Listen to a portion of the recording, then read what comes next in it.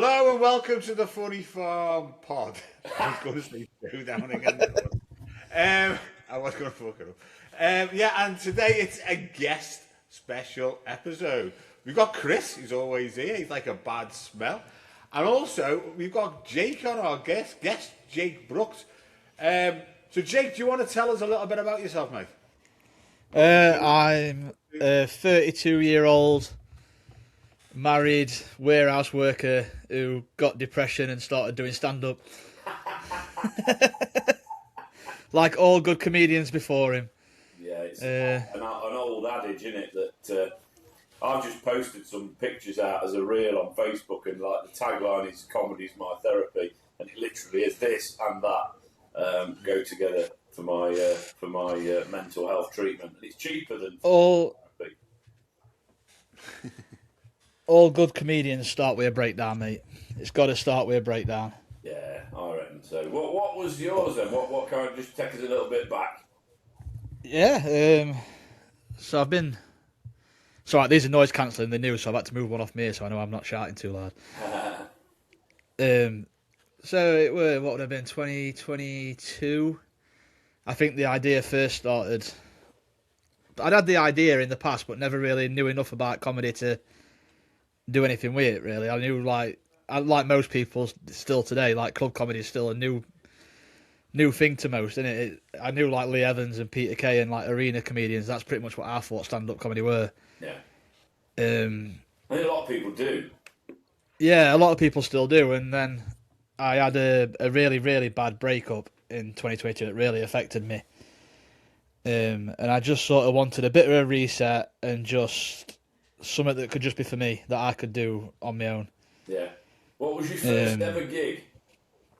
My first ever gig was the old Laugh a Cake New Act New Material night in Mosborough. Oh, for Greg. So don't think for Greg and Yeah. But it was just Greg back then. I don't think he does that gig anymore. I think he still does the New Act New Material night, but he does it at Kiverton now, doesn't he? I did that gig last week, mate. It's beautiful. To Matt and Greg. It was a really, really good gig. That Kiverton tap gig is beautiful. Yeah. Everyone did really well, mate. There was Alex Lean went on. He does. I don't know if you've seen Alex, but he's really good. He does like some soundbitey stuff, which is really good. He's an ex-DJ, so like he does all that kind of stuff. Right, he works all the tech and that. Yeah, and then I went on after him, and they had a break, and then it was Dan Live, who's brilliant. I'm sure you've seen him. If you haven't, book him. He's really good. He opened the gig I did last night with Dan. I love Dan. He's brilliant, mate. Absolutely brilliant. I think I did my second ever gig with Dan, and he was just so encouraged. Like, shout out to him, because he was just so encouraged. Like, I didn't have my best tonight. Obviously, 2 gigs in, it's never good, is it? No. And Dan was so encouraging, and just like has stayed, like, has been my friend since then, really. And then obviously he started Top Notch, which I've done a couple of for him. Yeah. And I'm really, really hoping he gets that back. He will. They'll get a venue. Because them nights were class. They were so good. Yeah, he's such a good joke writer, Dan is. He's got class. He's quite dark. He goes dark in places, but don't we all? But he's got just a really good joke writing ethic, and he's been doing some roast jokes, and he was sharing some of them with me last night. They're fucking fire, mate. I can't wait to see him on when he comes on. Even Alfie as well. Like, I love Alfie. He's such a lovely guy, but he is such a bastard, because he just picks a mic up and he's funny, and that's it. That's all it takes from me. He just picks a mic up and he's hilarious, and it's so fucking annoying. Yeah, he did a gig. Have you done James Hasham's gig in Sheffield? Wigan Pen? Yeah. Yes, I have. Lovely gig. I did that last month, I think, and I fucking died on my hoop. Oh, did you? I did it. Yeah, I had a fucking nightmare. Isn't it wank when a comedian does that, when they say, "Oh, I died on my hoop night," and then the next thing comes out of my mouth? I did really well. It's great. Yeah, I had it. To be fair, apparently I'm the only person who thinks that it were bad. Apparently everyone else thought I did really well, but I thought it was fucking dreadful. I broke my own golden rule. I always listen to my own sets before I perform. And this one particular night, I'd gone, do you know what? I'm not going to do that tonight. I'm just going to try and do it. And I probably should have stuck to what I know and listened to it. Yeah. I often watch back because I've got like I record every gig, There's only one that's ever been deleted so far. But I record every gig, and the one that I go back to is my Kiverton Tap, where I did Kiverton Tap for Greg, because that went fucking beautifully. Yeah, I hate watching myself back, mate. I don't like it. I don't know the sound of my voice. I'm not a massive fan of it. I don't like the sound of my voice. No, I think everyone's the same though, but like you don't hear. I love the sound of my voice. We know. He ain't fucking spoke yet. We're fucking 5 minutes in, and he ain't spoke. I know, well, you two waffle on about comedy, aren't you? Let me just finish this bit, and then you can. Charlie, you've got a few minutes to fucking think of a killer question to ask Jake. So Dan went in the middle, and then Denzel De Cristo did probably the best gig I've ever seen him do. Denzel, he does some gigs in Derby, and oh yeah, he did. What did he do with me? He did Dan and Alfie's new act night, new material night. Yeah, with me. He's good. He's if you like puns and wordplay, he's really good. Yeah. And then Eddie Johnson closed. And his comments were like that the 4 acts before just made it really easy to close, and he roofed it, mate. Really, he's a musical actor, so it was just great, just really good. Speaking of Dan and Alfie's nights, can I just put? I've done this on our podcast as well, but just in case it gets back, I just want to point out that I lost my roast to my wife. Did you? And they gave the clap off was so close. They gave the deciding vote to Rebecca Goodwin, who I would like to add is meant to be my fucking mate. Me and Becca go way back, and she's still fucking stuck with the woman and get it to Anna. The night that I did the roast, so I was going to do the hot water roast, but I pulled out, mate. I felt really bad about it. I've only done one roast, and it was me and Dan. And it was that night, so I did like 20 minutes open, did really well on that, and then did the roast. It was great, really loved it. But Rebecca Goodwin was off her head on tramadol because she'd had liposuction the day before. Yeah. Yeah, so she was like fucking with the furries. I'd opened the gig. I'd done the roast of Dan, and then I judged it with Rebecca. And she came up at the end, and she goes, "Oh, thanks for coming. Did you enjoy the show?" She didn't fucking realise I was one of the acts. She's such a lovely person. She's grand, yeah. She genuinely is. But it just like she just stuck with the woman, and it was like, to be fair though, it was better than what James Asham got. I don't know if you've seen that clip circulating on our podcast page. No. But they did give us a clap if you think that James won, and there was nothing. The only sound that was heard was a bloke saying no. Who did you go again? Nicole Scott. I have seen that clip. Yeah. Yeah. What's your podcast called, Jake? Our podcast, sorry, is called The Dynamic Duo Diaries with Anna and Jake. Diaries. We AI'd it. We couldn't think of a name, so we just got AI to give us a few options. That's the one that we picked.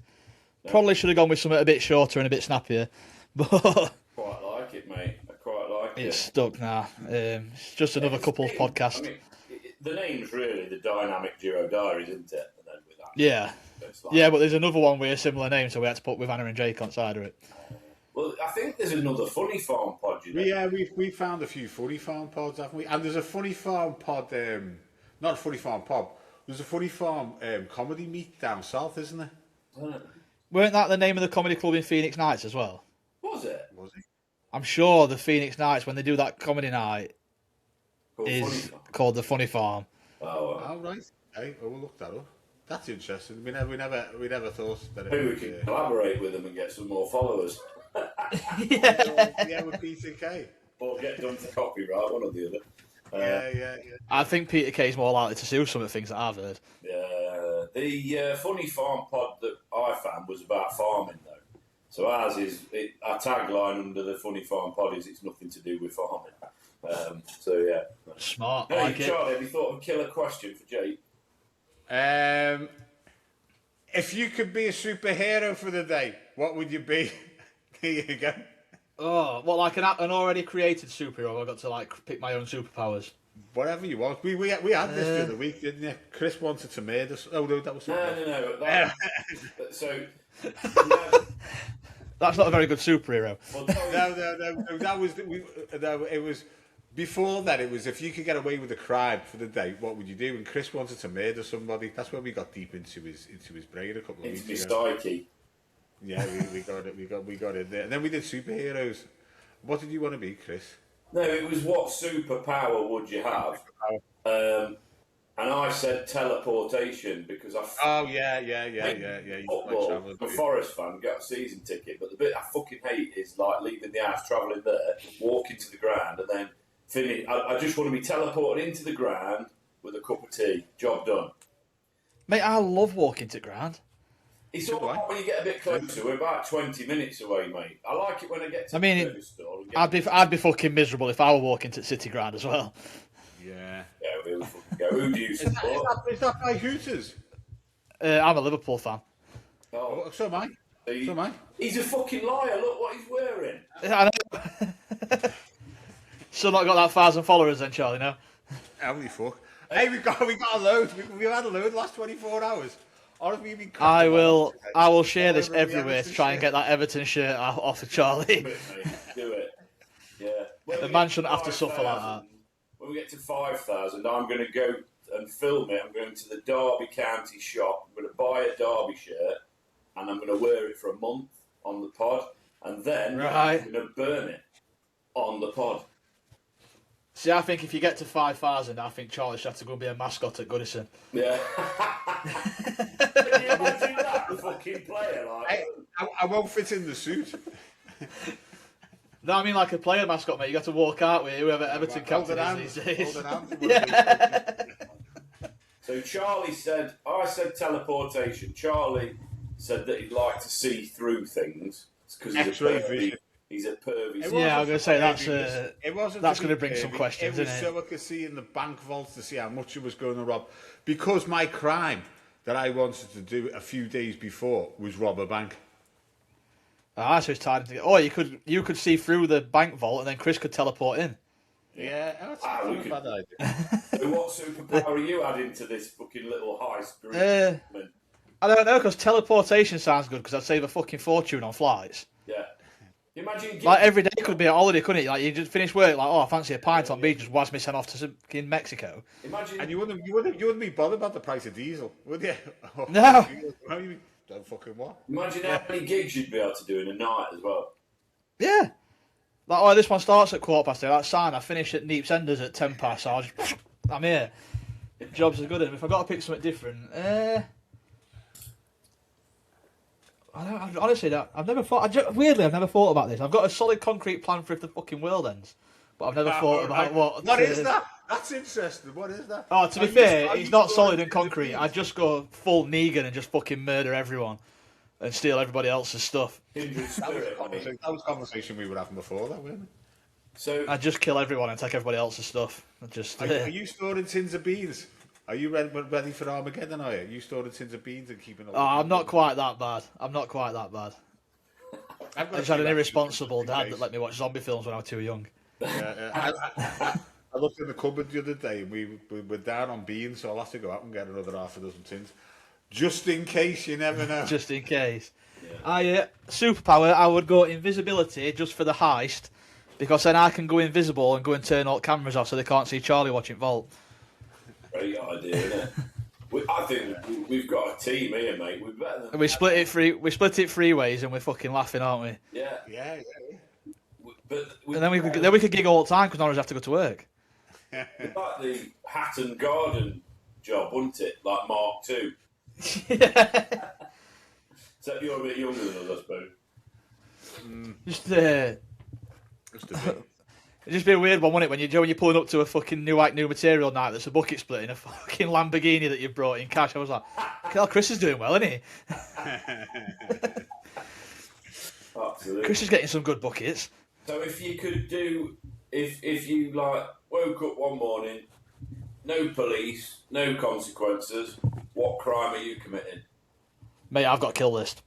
I've got a fucking kill. I'm not murdering someone. This is mass, mate. This is going on news. This is going on the fucking news. Are you doing it because you want to get on the news, though? Because this wouldn't be the day to do it, because you're going to get away. You see, there could be a difference here. Because do you want to kill these people because they've done your head in? Or do you want to kill them? Oh, right. See, Chris wanted to kill them because he wants to know how it feels to kill somebody. Yeah. I have got that curiosity, but no, this fucking list hell. this list would be people that have absolutely fucking done me wrong. I get to kill two birds with one stone. Then, pardon the pun. Yeah. I get to find out how it feels, and I get to fucking erase some shit from my life that I don't need anymore. Yeah, I'd pick like a nonce or something like that, and like, Oh yeah, I'd do that as well. I'd Afterwards. I'd probably like make it last the whole day as well. I'd like properly torture the fuck out of them. Let them. Like, Is it one crime, or can you just do what you want for a day, like full purge for a day? We've invented it, so what do you think? I mean, just whatever you want. Like, if I can go full purge for a day, I'm obviously doing my kill list, and then we're ready for that fucking bank. Yeah. See, I want to do the bank because that'll be an all-day thing for me. Doing the bank and then the car chase. The car chase. You've got to hope that Charlie don't fucking get stuck in traffic on his way down from Liverpool. I'll still have my fucking Everton shirt on then. That's He's what dead I'd distributable. do He if I keeps could do fucking anything spitting on his for own one top. day. I'd hack into Facebook and give you 1,000 fucking follows, mate. Just to get that shirt off him. That shirt off. Just to Facebook's got fucking weird today. Anyway. Yeah. But yeah, I just think it's a morbid fantasy, isn't it? Killing somebody. I think it's like, death. Everyone's thought about it, haven't they? Yeah, I don't think there's many out there that haven't. Charlie reckons he hasn't. I've not thought about killing somebody now. Everyone's thought about it. Like, what about if you sat in pub and some fucking smelly bloke comes and sits aside of you?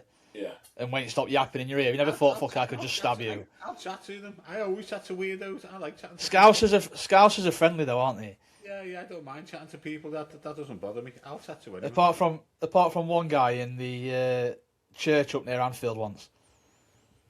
Oh, what? He was still friendly. It's a feature on our podcast. Is Anna emasculates men? Right. Because she's mad, like she's big into football. Like, I know you get some women that are like, oh yeah, I'm into football, but they just want to look at Beckham's arse. Yeah. But Anna's actually like, no, she's Sheffield United. But she's big into her football. So we'd gone up to Liverpool we were seeing Freddie Quinn. But that weekend, Liverpool were playing City. So we didn't have a ticket, but we went up to Taggies to watch it because it's like bouncing and like coach comes past, don't we, into ground and stuff. So we got involved with all that. But we'd done the pub crawl before, so we'd been to Flatiron, we'd been to Sandon. It probably makes a lot more sense to you, Charlie. Yeah. And then we got in the church. Yeah. And this bloke came across. Anna's got like just a jumper on. I've got a Liverpool shirt on. She looks like she's been dragged against her fucking will. So this guy comes and starts talking football to me. At which point Anna then lets it go on for a little bit and then joins in and offers her opinion. And this guy just tutted and turned his back on us and walked off, never to be seen again. Because she'd offered this opinion that were actually like solid and she could back it up, and it's fucking hilarious. Mate. She does it all the time. It's so funny. Yeah. Like the amount of people that want to come and talk to me, and then she joins in and they're like, "Oh no, I'm not interested anymore." Yeah, I'll talk to anybody about football. I don't give a shit if it's male, female, or an animal. Yeah, I just love football. I love football. Yeah. Thursday night is the only night we don't watch it. In general. Is Anna doing the gig on the 1st? Yes, she is. Yeah. Cool. Look forward to. Reluctantly, she wanted to leave it to more experienced acts, as she said, but I said no. If we're doing it under the podcast umbrella because we're doing it as dynamic duo comedy, then she needs to be on the opening night. Are you emceeing it? I'm emceeing it. I think then there's going to be a point, 'cause she wants to give it a try. She's never done it, and then we're going to try and find a way to both co-host it together at some point as well. Just do 2 halves, so just have one break and then you MC the beginning. Yeah, that could work. Then because the first section and the second section is where you do your bulk of your work, and then the final. Yeah, you have 3. The last section you don't really do a lot. So generally they're they've had a few beers and they're up, aren't they? Yeah, we did the roast against each other as well, which were a lot of fun. Yeah. Caused a lot of concern. Yeah, be like literally a dynamic duo MCing together. That'd be cool. Yeah, that's what we're going to try and aim for when she's. Because I've only MC'd twice. Yeah. Both of which were for Adam Betts. For Adam Betts. I did his Dinnington night. And then Kiverton. And then I did his. No, he runs. There's one down in Worksop in the local theatre. But they only do it like when they feel like it. But the first one they did, they organised it themselves. We are really looking into what needed to happen. Me and Adam did that first one together, and there must have been fucking 30 of us, mate. Mm.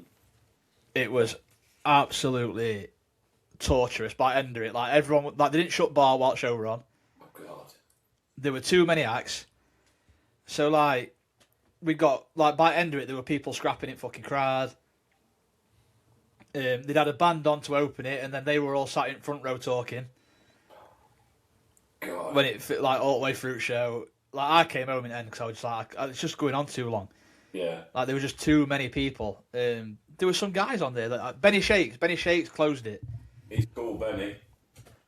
He were a lovely guy. There were a guy on there. I don't know if you know him, but he did like a character actor as like a mechanic, like a Yorkshire mechanic, and I cannot for the life of me remember what his name was. No. But I've not seen him since. So I don't know if he's still doing it. I'm not doing my character anymore. That's in fucking bin. Why? No, I had a chat with a promoter about it because obviously I spoke to you about thinking it might be too close to a recently disgraced act. Yeah. So I had a chat with a promoter about it, so I'm not going to name names, but you'll know who I mean. It was a promoter that had been stung by this act. I know you mean. So I had a good, and to be fair to him, he gave me like 45 minutes of his time off the phone, and we're like dead encouraging, and we're like, go for it if you want to try it, see how it goes. I sent him the video from when I actually did it that night that me and you were on together, and he said, the material's really good, and I did get a lot of good feedback on the material. I think it's the look that's the issue. Like I'm trying to portray a loser whilst rocking about with 2 sleeves, a beard, and a tattoo on my neck, and a wedding ring. It's Perhaps doesn't fit, does it? No, it don't quite fit. I can't even like transfer into long sleeve pajamas because I've got tattoos on my hands as well. Yeah. And it just don't really fit the narrative. And then obviously the following gig I did were Sin and Tonic at Wigan Pen when I died. So like perhaps I need to just work on my normal stand up for a little bit first. Yeah. Because I don't think you've seen me do my normal stand up, have you? I don't think No, I haven't. No. So you've only seen me do the character, which I did enjoy, but I do still worry that it's a bit too close to a certain other one. Charlie's playing a character right now. He's normally he's playing Everton. Normally dead. I just want to get into me suzzies. I'll do a character then. He normally talks a lot. That's what I mean. Do you do comedy, Charlie, or are you just producing? No. I don't do comedy at all. Right, that's it then. 1,000 followers. Charlie's going out water.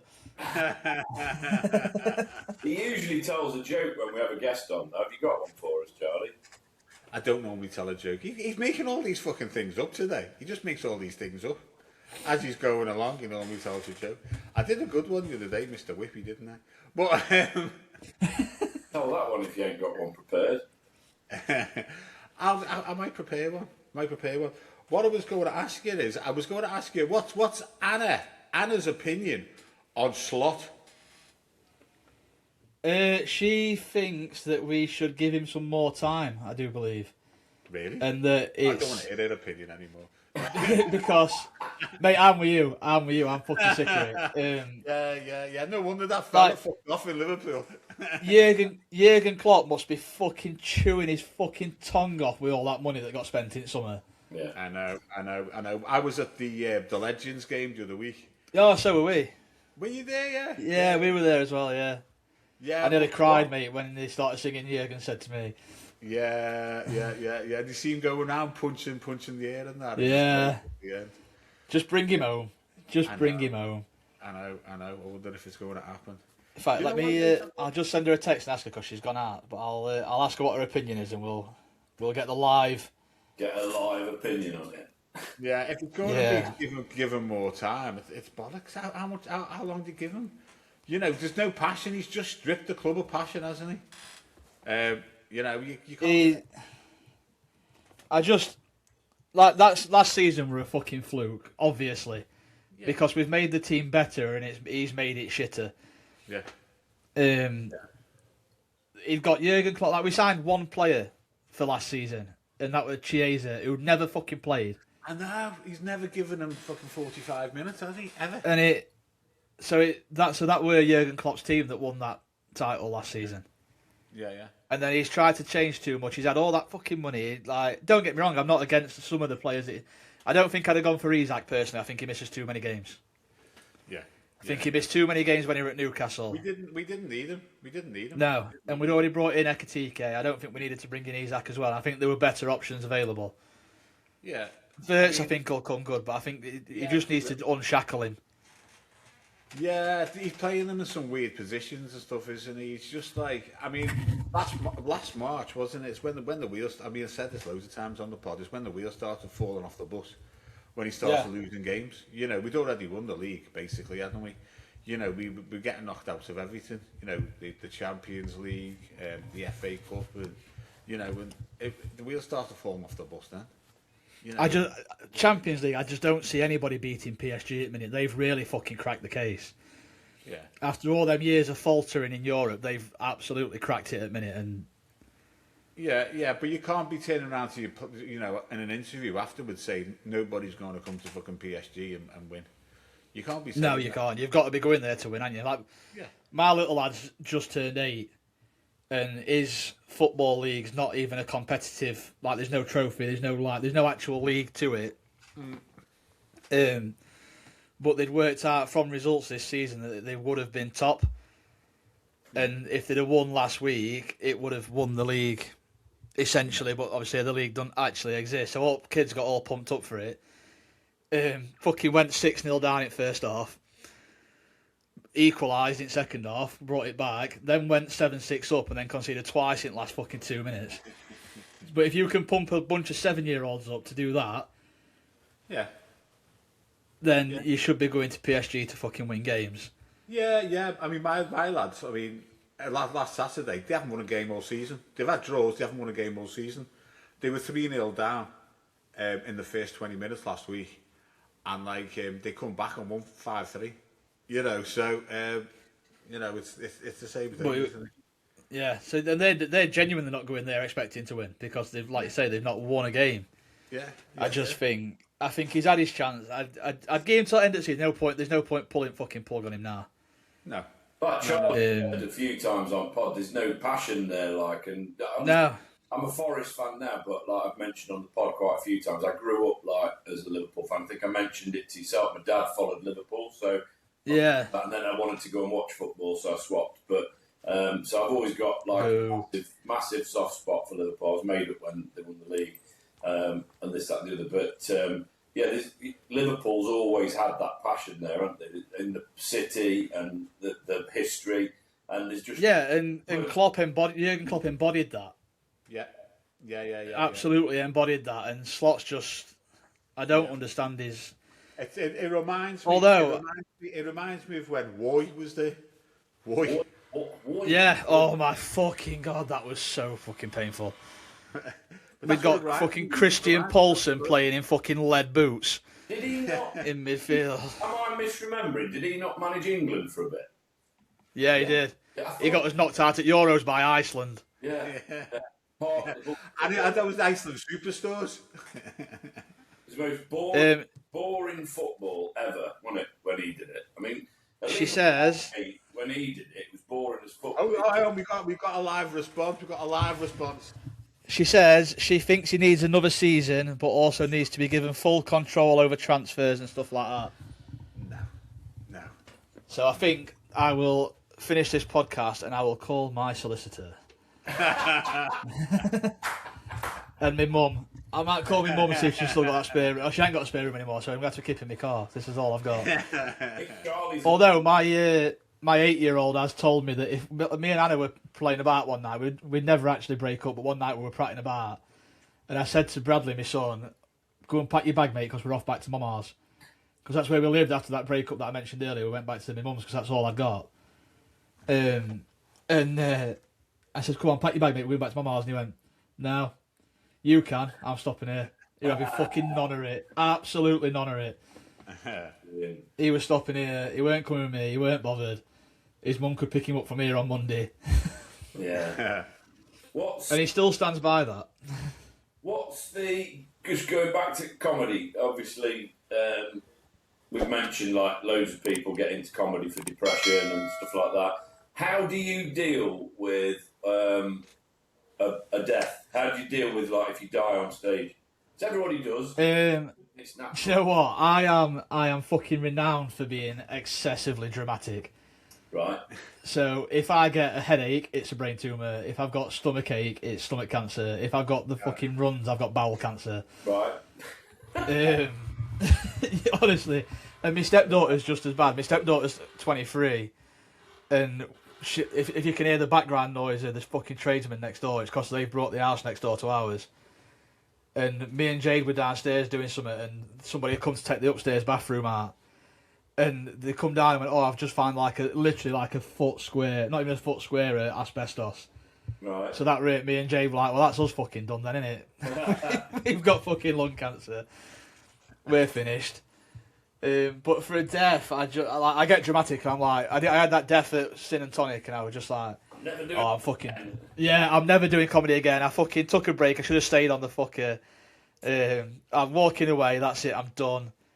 I've quit 2 or 3, 4 times though. I mean, 15 years ago I started. I did it for 2 or 3 years, and then I've been on and off since. But like in the last, obviously I started back in November 24, and I've gone for it since then. So like, I think I totted up the other day. I've done 140 gigs since then. Nice. So it's kind of going well. And I remember like Pat Draper, who I gigged with when I first started, used to do car shows with him and everything. He's like a pro on the circuit. And he said, I posted that I'd done 100 gigs in the year, the first year back. And he goes, I don't think you ever did 100 gigs in a year at all when you were like before. But I remember the first time I quit, I must have had 20 gigs in my booked in. I can't remember why, but I just went, fuck this, I'm not doing it anymore. Work's too demanding. I'm dying. I died on my arse perhaps on one gig. And it's like, for me, I think, I'm not being big-headed, but I think probably 1 in 20, 30 gigs I'd class as a death. The rest of them are all right, or there's a good mix. But yeah, I'm excited. I've only had 2. I've had 2 proper ones. Yeah. That one, and like I say, that last one, everybody else reckons it was fine. Yeah. But that wig and penny, I don't know if you've done it, but it is a bit of a strangely shaped room. Yeah, I liked it. So you don't get the laugh that you get in other places. Yeah, because it's like you've got like I referenced it when I opened. I said it's like being in my nan's fucking house. There, you got the dining room here and the living room at the back. Is everyone comfy kind of thing? And it was like, yeah, it's a very weird room. And like because I sat at the back to watch the rest of the acts, I opened it. And you couldn't hear anyone at the front laughing, so it was like almost like I'm guessing that's going to be the same when you're on stage. Weird. Yeah. So everyone said that, but the other one was the Golden Fleece over near you in Nottingham. Oh yeah. Funny sods. I think that pub's shut down now, which is fucking best thing I've ever heard. The weird shaped pub, isn't it?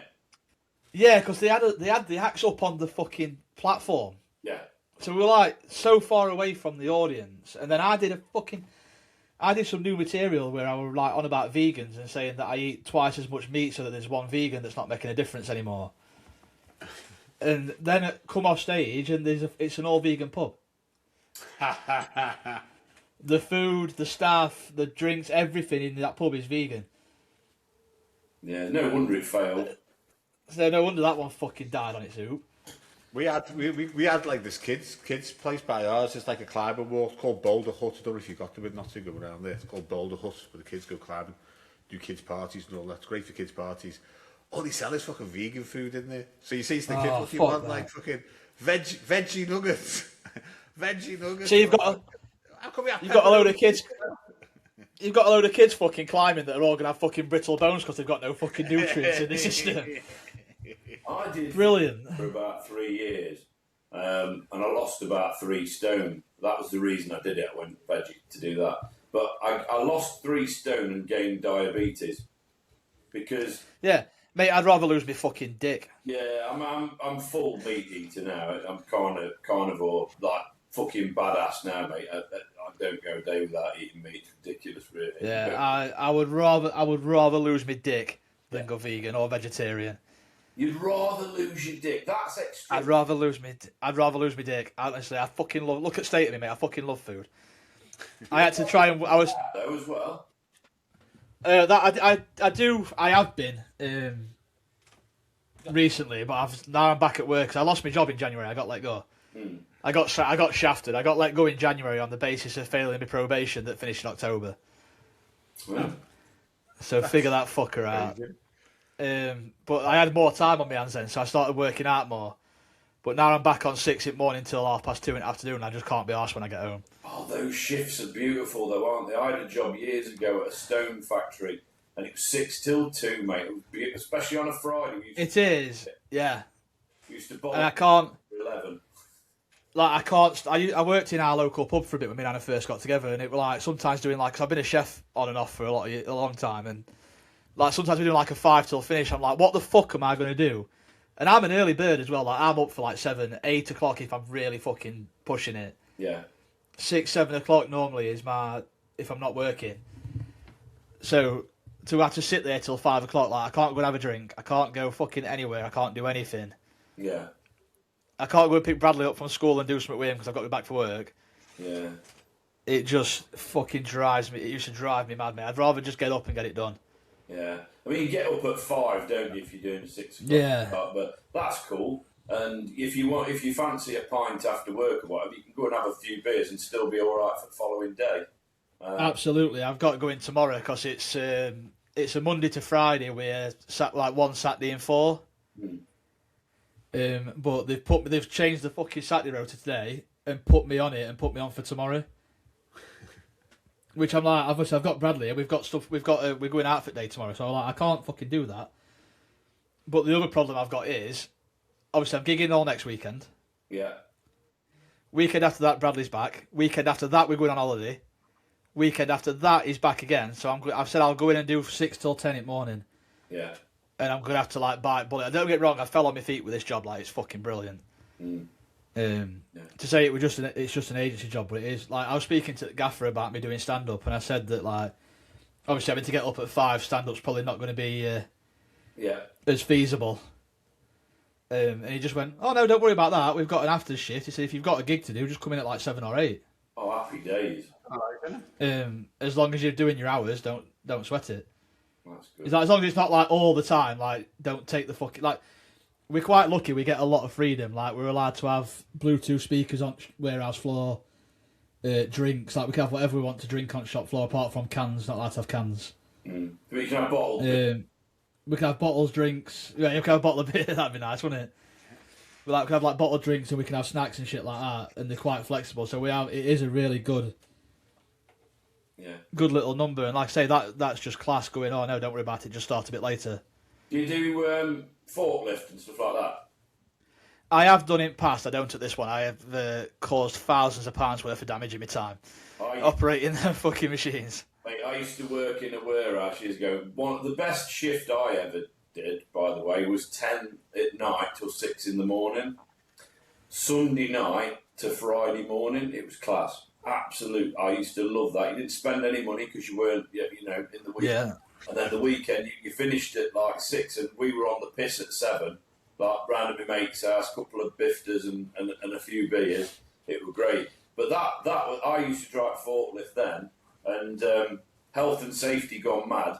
It was furniture. We used to load wagons up at night with furniture, so settees and all that kind of shit. And sometimes they were that full, I used to fucking get my mate on the forks, lift him up on the foot hooks, so he stood on this fucking fork, top up wagon, so he can top him while someone closes the bottom. I used to think to myself, can you imagine the person who's unloading that bastard in the morning when that fucking 3-piece decor falls on his fucking head? It's not your problem. It's like when you shut a cupboard, innit, and you hear something fall, you go, that's not for me to worry about. Yeah. That's somebody else. That's for somebody else to fucking somebody else to think about that. You said sorry, go on, Chris. Go on. Sorry, Charlie, you go on. You were going on then, you're into your food and you like your food. What's your go-to Chinese? Oh, I'm going to embarrass myself here because I do like, and my go-to order for a Chinese is sweet and sour chicken balls and salt and pepper chips. But sometimes I mix it up. I'm getting the Chinese tonight. Oh, don't, man. Cause fucking Chinese is my go-to. If my missus says, "What do you want to eat?" We're having a takeaway, I will always say Chinese. Yeah, yeah. But she's not bothered about it. She's more an Indian. So I'm going for an Indian tonight, but we're going out for it. Indian's my go-to. But if I was having, I'd rather go out for an Indian and have a takeaway. Yeah, I don't like having an Indian takeaway at home. And I know this is going to sound terrible, but I don't like the smell and the washing up when you're in. I'd rather go out and have it. I always prefer an Indian out. Weirdly, we've got a running joke because there used to be a Chinese restaurant in Mansfield that were like an all-you-can-eat place. Yeah. But it weren't a buffet. It were like you sit down and order and they keep bringing it to you. Yeah. And I fucking loved it. Like, it was my favourite place in the world. And the running joke that we have is I used to take all my first dates to this place, right? And I never fucking saw him again. And when I met Anna, I didn't take her there. We went somewhere else. But then I took her on like his third or fourth date. And we stayed together. Obviously, we've been together for 3 years, married for one. And the fucking restaurant shut down. You've closed it down. I've closed it by staying with someone. Oh, man. Brilliant. We've talked. I love those buffets. I love those Chinese buffets. They're fucking the food there was absolutely. I'm getting fucking hungry. I nearly wore a fucking black suit, mate, just to. I'm hungry. I'm gonna have hot and sour soup tonight. I love me hot and sour soup. Talking of with orgasm over Chinese. I might see if I can. get her to talk her into it. Talking of food, we've asked this one on the pod a number of times as well. So you're on death row, just about to be executed. What's your final meal going to be? Oh, and I can't do the. I want like a dragon's fucking liver so that they can't execute me. No, it's got to be. You asked me this. I went into a full-on fucking. I started off with hot and sour soup. He had 3 courses. We had a latte for fucking after his with prawn crackers. And then I went for lamb with dauphinoise potatoes and cauliflower cheese. Oh, that's a good shot, though. Fucking animal. I think to start, it'd have to be something with prawns. Right. Yeah. I think. I fucking love prawns. Hot and sour soup. For me, main, I think it'd be me salt and pepper chips and my chicken balls. But I have to swap the sweet and sour sauce for barbecue because I don't like sweet and sour. That's interesting. But I do love Chinese barbecue sauce. Your brown balls, doesn't it? Anyway, sorry. Does it? I don't know. I'm married now. I've not seen them for a while. That'd be me main, and then probably a sticky toffee pudding for. Did you say? Am I on death row because they fucking? I love a tiramisu. Am I on death row because they told me that I could commit a crime and get away with it, and I went fucking mental and killed loads of people, and they're like, no, actually, we've changed his mind. You're not fucking safe to be like that. Yeah. I can't remember what I said. I think I reckon it was like some form of cheesecake for pudding. I can't remember what I said, but yeah. Okay, we talked about. I think you started off with garlic mushrooms. I'm sure you garlic mushrooms. Yeah, you started off with garlic mushrooms. Garlic mushrooms. Good shot. Dippy bread, brilliant. Fucking amazing. So we've said, like, obviously we talked about worst death. So you've given us 2 of those. I think for Charlie's benefit, like, I mean, I'd love him to get up and do 5 minutes because I think he'd be dead good at it. I think you'd be. Yeah, man, and you've got the fucking infrastructure as well. Like, you've got all that fucking comedy scene up there. He's Chester. He lives in Chester, but there's loads around there. He's a fucking Tory. Yeah. He's a fucking Tory. We moved out here about 8 years ago. So like, I'm from like Old Swan in Liverpool. And, I'd love Charlie to have. I've lived in Nottingham. I've lived all over the place. I've lived in North Wales. I've lived. Like dog shit, mate. Gets everywhere. Yeah. So we've talked about like deaths, and they can like literally make you want to fucking die. I honestly, absolutely. I've had some horrific drive home. I did jonglers before I was ready to do it years ago, like probably 2013. Rest in peace. Yeah, I did a jonglers tryout 10, and it was too soon, and I did okay, but the other acts were just fucking 10 times better than me. It was like rolling laughter the whole way through. I was getting good laughs, but it wasn't like as good as them. So, and I remember we went down for the weekend. I did the show, and I was like a nightmare on the way home. I was like ruminating on it. And then I did Just the Tonic. This year, I did like a 20-minute tryout, which is mad. 20 minutes. That's fucking. I did that, and in my opinion, smashed it, mate. It was Ashley Freeze opened and Sean Percival closed, and I reckon I could have swapped places with either of them, mate. So like, I remember talking to my missus on the way home, and I was like, "This is the resurrection, if you like, of my mind." With big weekend club, enjoyed it. It was in Leicester, it was great. So like the if you're doing like okay at every gig, it's sound, it's cool, it's like sometimes you might go, oh fucking hell, I can't be asked to go out tonight. But if you've smashed 2 or 3 gigs on the bands, it's just awesome. What's like your biggest like I smashed the shit out of that, don't care what anyone says, that was my best gig ever, and how did that make you feel? I've got 2 of them as well. So I did that Kiverton tap for Greg Phillips, and that just went really well because like Anna went on first. So then obviously I came straight on and went, well, it's not very often I come after my wife. Like Greg had obviously spoke to people in crowd, so I'd asked a question. I can't remember what it were, but they'd all looked at this bloke that Greg had spoke to, so I named him as I was saying it. They're all looking at, and when they asked him who it were, they'd asked his mates, like, "Oh, who you out with?" And he'd gone, "Oh, that's my mate Youngie, and that's Youngie's brother." So when they looked at him, "Oh, look, they're all looking at Youngie's brother," and that fucking got a big laugh. And then Dan and Alfie's new material night was my comeback from the break that I took. And I got 2 applause breaks in 1 10-minute set, and it was the first time it's ever happened to me. Nice one. And that, I came off, mate, and I swear my cock was fucking 8 inches bigger than it normally is. I was just fucking, come on. Because you don't always get applause. Sometimes the crowds are a little bit more somber. When you get that applause break, it literally is like, fuck me, Viagra's kicked in, I've got a fuck. Yeah. It is amazing. So I could have gone like full Homer Simpson, Joe, when he makes that fucking tonic and he like grabs Marge and fucking carries upstairs. Going, blah, blah, blah, blah, blah. I could have done that with her, mate, when I got off stage.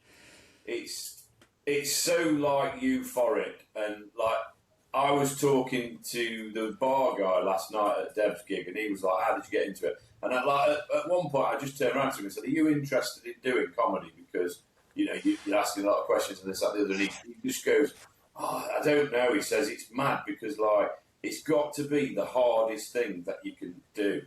Because it's and I think it is one of the hardest things that you can do. Any kind of public speaking is hard, but getting up in front of people and going, "I'm the man. I'm going to make you laugh. I'm going to, get you going and raise the energy and all that stuff." It is one of the hardest things. But when it all comes together, when you do you finish that 20-minute, 25-minute set, whatever you do, and you think that would go anywhere, that would work anywhere.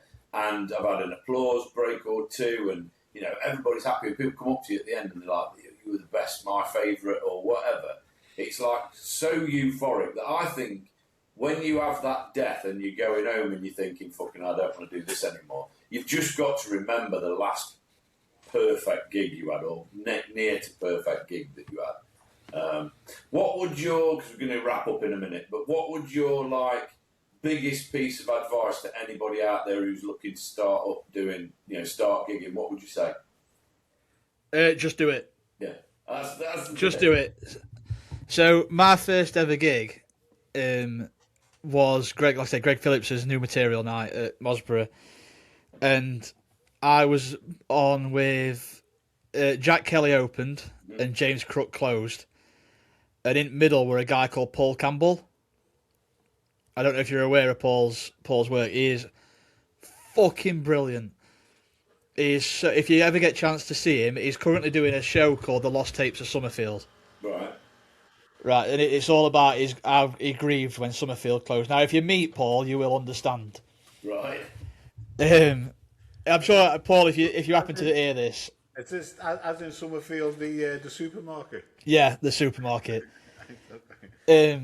Paul, if you happen to hear this, I love you, and I'm sorry for how I'm about to describe this, but we saw him at this gig and we were like, judge the book by its cover, which again I'm sorry we shouldn't have done, because we were just a bit like, oh, we're not expecting a lot, and the guy is fucking incredible. Like he's quite. I think he's got autism. Right. And if you're making an hour-long tour show about a supermarket closing down, you probably have. It was a good show. It's a solid guess, but he is so funny. He's self-deprecating, but in the most beautiful way. And I was like watching him, like, I've got to fucking follow this. It's my first time. Yeah. Like, and I'm watching him like absolutely blow roof off this little micro pub. Yeah. Just get. But before that, sorry, I sidetracked.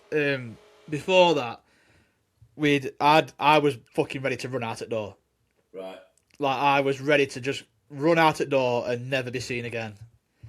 And James Crook, I don't know if you know James, he came and put his arm around me and just went, look, if you do it tonight and you never set foot on a stage again, then fine, but I can't let you walk out this pub unless you've done it.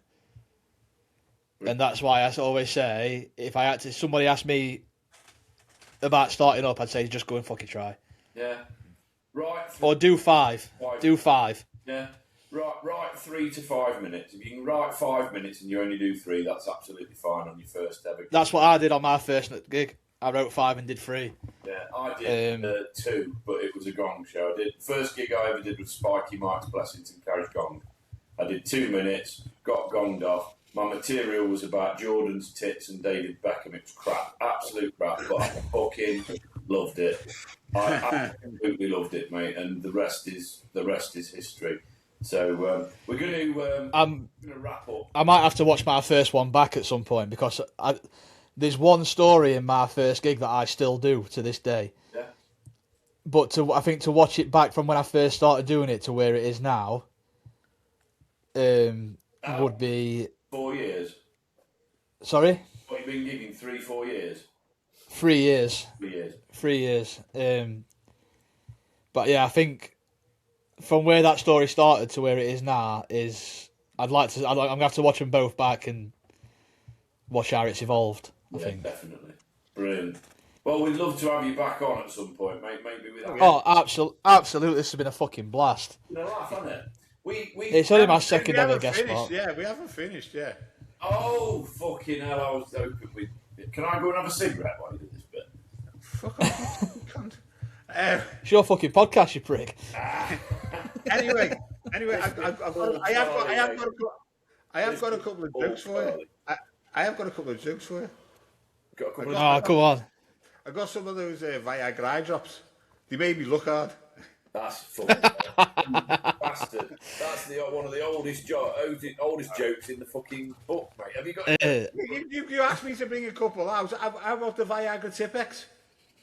Gives you a massive correction. See, this is right up my fucking street. This I am so full of fucking dad jokes all the time. Anyway, have you listened to our pod? Right through. And it would have been one of the earlier pods. Right, we're going to play a game.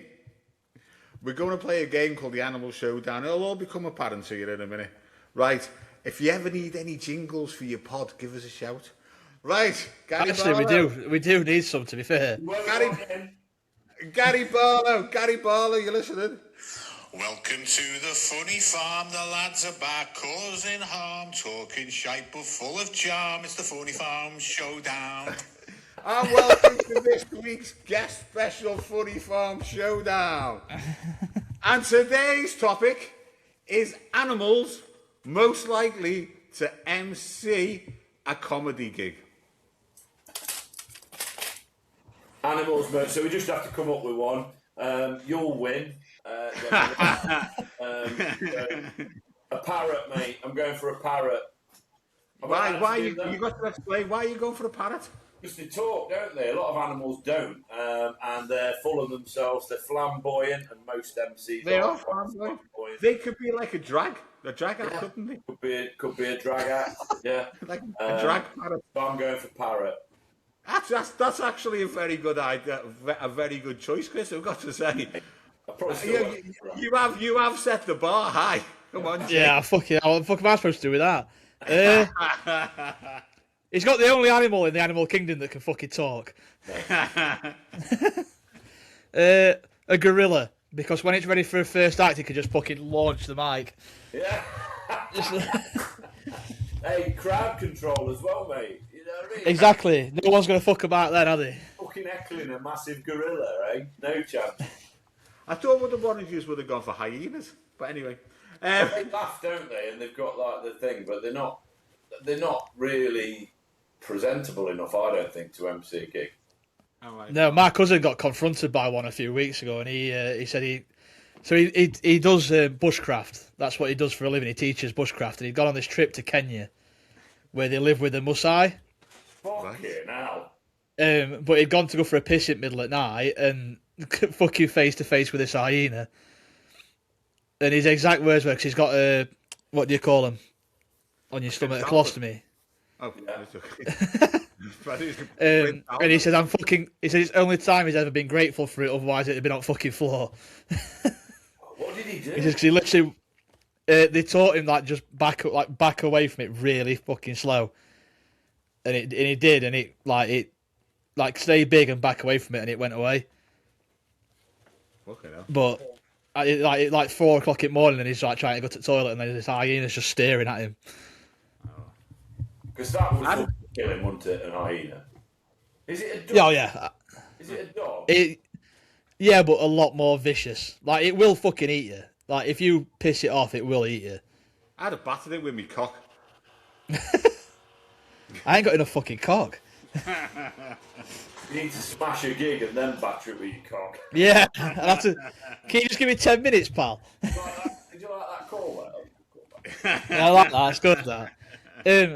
I've got to say on this week's guest episode, Chris has actually won that. I think you've won. I think you've won 200 shot there, Chris. You're on the trot, mate. Has he got? Is this the question every time, or does it change? He changed. Week to No, week? we have a different subject, a different topic. Because if it's this one every time, he's going to pick parrot every fucking week, isn't he? No, we can't. We can't. No. Normally, when we first started doing this, every week it was fucking monkey, some type of monkey. So it was a gorilla, a chimpanzee, fucking whatever. So Gibbon. He can't have any primates anymore. He's not allowed fucking primates. There's others. I wasn't. A few bears. You've had a few different bears in there, haven't He wouldn't let me have wasps and bees anymore. But the way it used to work, Jake, is that he used to get involved. So he'd have a full fucking week to think about what he was going to ask and what his answer would be. And he never won. So me and Joe, we used to have Joe posting them as well. So there was 3 of us. And basically what happened was we all voted, but we couldn't vote on our own thing. So every week he lost. I don't think he won one. But I changed the rules. Fucking rules then. So now. So yeah. Oh, I know all about that, mate. Like my little lad, we took him to play football. There's like them concrete 5-a-side pitches that they have. Yeah. There's one of them near us, so we took him up there, and he's like, "Oh, Dad, me and you play 1 against 1." It's like, all right. So about fucking 3 minutes in, I'm 7-0 up, and he's like, "No, your goals don't count because you're offside." I'm like, 1, there's no one for me to fucking be behind. 2, I'm in my own fucking half.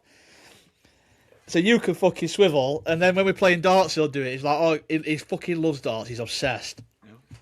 And to be fair to him, for 8, he's dead good at it. Yeah. But like, if I'm like getting close to hitting me double, he's like, oh, we're not doubling out this game. We're just going to hit like, if we're looking for a 2, he'll just want to hit 2 1s. So if I'm getting like down, and because my double's 7. If I get down to 14, I can hit the 7. And he'll be like, oh no, I only need 20, so it's 2 10s, bang bang. Right. So I know all about people swapping rules out on us. Yeah, it happens, mate, doesn't it? It happens. It's people that can't fucking win any other way, isn't it? But anyway, Jake, we've done an hour. We've done an hour, so thank you, mate. It's been an absolute pleasure. Yeah, really, brilliant, mate. Really looking forward to coming and doing your gig next week with you and Anna.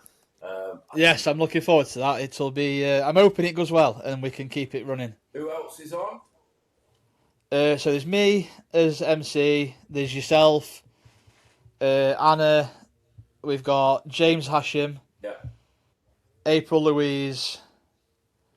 Hang on, let me just pull that poster up because I forgot who I've booked. James Hashim, April Louise, Chris Richmond, a friend of mine called Tristan who's only done a handful of gigs. He's a children's entertainer by trade. Right. Then I convinced him into trying stand-up comedy and he loved it. And Jenny Reid. Nice. Oh, Adam Betts as well. Nice. I think I've gigged with everyone apart from Tristan then. Tristan. Yeah, so looking forward to that. It's basically become a Jake and Anna and Friends show because we wanted safe pairs of hands. Yeah. But we also wanted it to be people that we knew and trusted. Sounds good. Sounds good. What's the venue? I mean, it's the Grey Horse Inn in Carlton in Lindrick. Brilliant. So if you want to come along, is it free entry or is it ticketed event? It's a free entry. There will be a bucket if anybody wants to donate. I know the alumni and the gatekeepers of the comedy will frown upon that on a Friday night, and I'll probably get slammed in a forum somewhere for doing it. But this venue is only just opened back up, so yeah. So if you want to come along and watch us. It'll be a good night. There's some good acts. It will. So it should be a cracking night. Do you want to plug? So we've obviously go and watch go and have a look at the podcast Dynamic Duo Diaries with Anna and Jake. Any socials to plug or anything like that? We only get about 5 people. Yeah, send your flyer over for your comedy night, and I'll throw it on. I'll throw it out to our 680 followers. Yeah. I appreciate that, mate. Thank you. Socials are Jake Brooks Comedy on Facebook and Instagram and TikTok, and that's pretty much it. If you're listening to this and you decide you want to send me a friend request, fucking don't. Just follow me on the page. I like to try and keep my personal Facebook personal. Yeah, cool. I accept acts, but only acts that I know. Yeah, cool. So yeah, go and have a look on the socials. Looking forward to next podcasts on Spotify and YouTube. Brilliant. Spotify, YouTube. Drop us a message if you want to send your stuff over to Charlie on hello@funnyfarmpod.co.uk, and he'll put it out on the page and everything, and we'll share it. Yeah, we're on TikTok, that'll be Instagram, Facebook. Yeah, TikTok's going mad at the moment. Yeah, that's the big one at minute. That is the big one at minute. Going crazy, but I'm just getting loads of messages off these weird women trying to say either saying I'm handsome, they want to marry me, or show me the gash. So, what a terrible predicament to be in, Charlie. Oh, yeah. Right. Please follow me as well, Chris Richmond on Facebook, @ChrisRichComedian on Instagram and TikTok, and we will see you tomorrow, whatever it is. We'll unless it's the weekend. No, it's Saturday tomorrow. No, unless it's the weekend, we'll see viewers, listeners tomorrow. We love you all. Thanks, Jake. Thanks for having me, mate.